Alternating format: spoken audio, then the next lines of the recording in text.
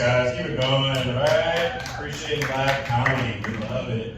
Riverside, it's great to be here. It's great to be here in the city that will rob you in the parking lot. Am I right? That's right. Little Shanksville, USA. I love it. I love it. He's talking about strippers. I went to a strip club one time. I got a lap dance by this beautiful girl named Kenya.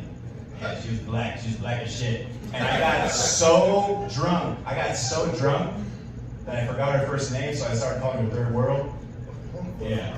But she was cool because like she started calling me like Little Horchata, you know, Chihuahua. I was like, little bitch. I was like, hey, you're going too far.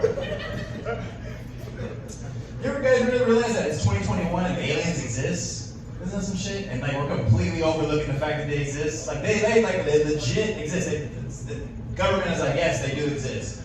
I feel like aliens see Earth how we see Mexico. It's like we're not there for a long time, but when we are, we're gonna fuck shit up for sure, right? Yeah, good time.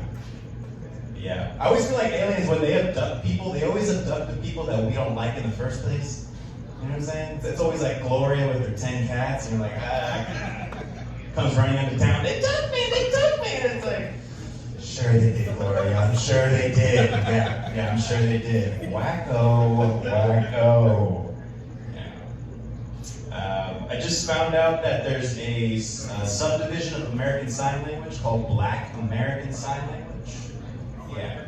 So if it wasn't hard enough to be deaf, now you gotta be deaf and black, which really sucks for a lot of people, you know. As long as you know white people are not gonna try and enslave it, which is great, you know what I mean? Because they can't take that one. Am I right? Yeah, all right, cool, great, awesome. I got some really bad news. Today, I just found out my 7-year-old sister, she came up to me, she said, Frankie, I want to be a gold digger. Yeah, said that straight up. And I was like, well, why do you want to be a gold digger? And she said, word for word, because they don't have to work. So she said. So I looked at her and I was like, well, they are not ugly, so you gotta stay in school. Yeah. We love it. I find it weird that like superheroes have some crazy powers.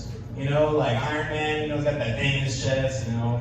Black Panther, you know, he's got that superhuman speed, you know, all that shit. The Hulk turns green. I find like the wackest superpower they gave to women.